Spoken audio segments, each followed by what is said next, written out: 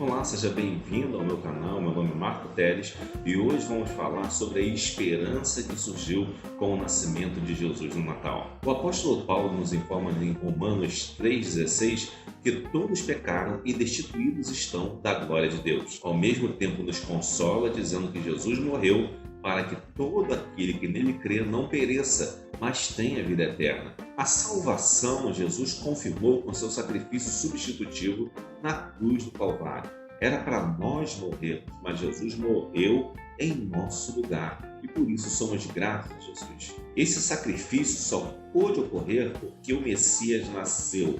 Era necessário primeiro o Messias nascer de uma virgem, assim como estava profetizado pelo profeta Isaías. E é isso que nós lembramos no Natal. É verdade que a Bíblia não manda celebrarmos o Natal, entretanto, essa data é muito especial, porque os corações estão aptos e abertos a ouvir a palavra de Deus que podemos pregar de forma agradável e aberta. Como nos diz o apóstolo Paulo, devemos pregar a tempo e fora de tempo. Por isso quero convidar você a meditar conosco sobre o Natal deste dia especial. Abra seu coração para a mensagem de Deus. Quando Jesus veio a esse mundo, a nação israelita estava sob o domínio romano. Os israelitas esperavam um Messias político que lhe desse um poder para serem libertos do domínio romano. É óbvio que Deus escolheu o povo de Israel para formar a família da qual viria o Messias a partir de Abraão. Entretanto, os judeus não compreenderam isso e pensaram que eles, os próprios judeus, eram o centro da revelação, eram o objetivo da revelação, que o Messias vinha só para eles. Mas não era isso a verdade. A vontade de Deus, a vontade verdadeira de Deus é que ninguém pereça, seja ele judeu, grego, brasileiro, qualquer pessoa de qualquer lugar, Deus quer salvar a todos. A esperança em um Messias político afastou Israel da verdadeira esperança no Messias enviado segundo a vontade de Deus, divino e perfeito como Jesus Cristo. Os judeus esperavam um rei poderoso que confrontasse os romanos, que destruísse os romanos, na verdade. Entretanto, Jesus nasce submisso ao Império Romano, ou seja, sua família, José e Maria, foram se recensear, fazer um recenseamento para o Império Romano em Belém da Judéia ali. Então, portanto, eles estavam obedecendo ao domínio romano. Com isso, Jesus dá o exemplo que devemos respeitar as autoridades.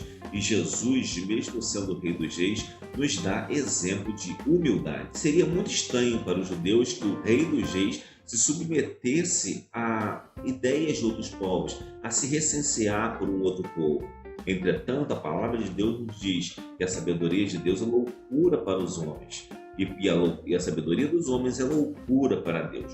Por isso os fariseus não conseguem entender isso até hoje. Jesus responde para eles o seguinte: o meu reino não é deste mundo. Não é o reino que você imagina que seja o reino de Jesus. O reino de Jesus é o reino dele mesmo, o reino dos céus, o reino da glória perfeita dele como Senhor e Salvador de toda a humanidade. Por isso, em Lucas 2, de 1 a 5, relata a ida de Jesus com sua família até Belém da Judéia para se recensear. Jesus era no bebê, ainda estava na barriga de Maria e nasceu lá em Belém. Essa peregrinação da família de Jesus ocorreu porque o recenseamento era feito tomando por base o local de nascimento da família daquela pessoa.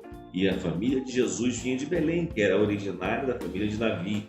Então, por isso, eles foram lá, porque eram da família de Davi, e Jesus também nasceu em Belém, assim como Davi. Embora os fariseus esperassem uma coisa diferente, esse nascimento do Messias contrariou toda a sua arrogância política, tudo aquilo que eles pensavam e pensavam ser o certo. Entretanto, a sabedoria de Deus contrariou toda a ideia de uma política perfeita, uma política que fosse mundana e, ao mesmo tempo, que desse poder a um povo. Na verdade, o poder que Jesus nos dá é de sermos salvos se cremos nele como Senhor e Salvador. O nascimento de Jesus, por outro lado, também contraria a ideia de um rei mundano, porque um rei mundano seria um rei rico, ao passo que Jesus era um rei pobre, né?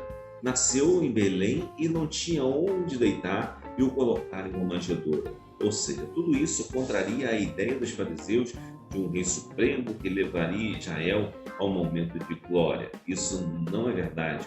O verdadeiro Messias levará você para a glória, sim, mas a glória de um reino futuro, onde Deus ilumina toda a terra, e não um reino aqui nesta terra, como esperam os fariseus. Isso nos ensina que, se queremos servir a Jesus, devemos abandonar toda a vaidade e seguir a vontade de Deus, assim como Ele nos ensinou. Porque, se queremos servir a Jesus, precisamos aprender a ser humildes como Ele. Um fato curioso é que os anjos apareceram aos pastores em Lucas 2, 8 a 20.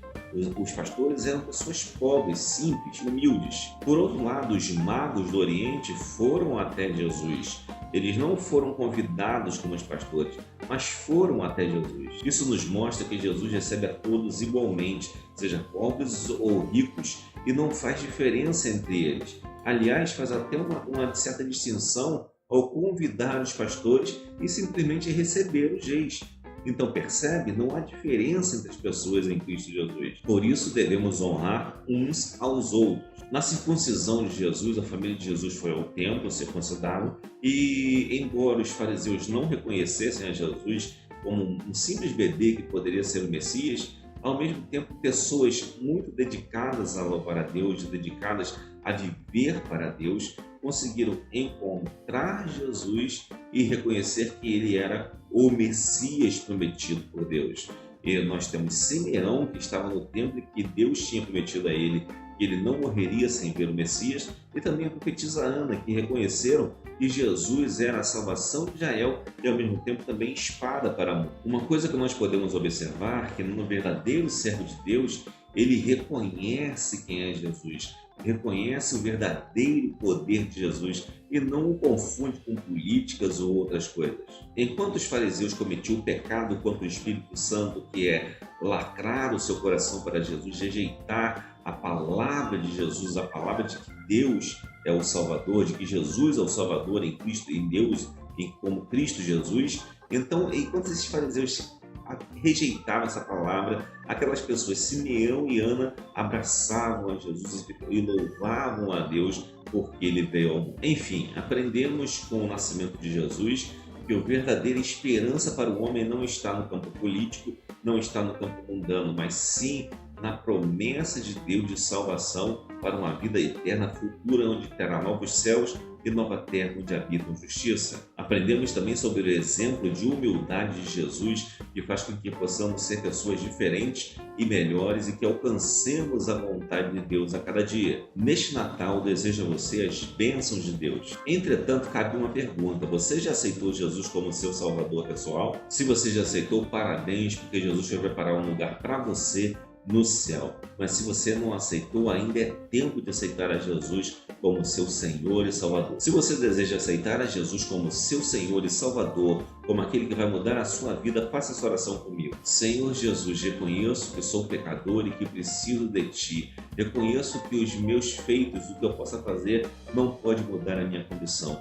Por isso eu peço que Jesus venha habitar em meu coração e mudar a minha vida.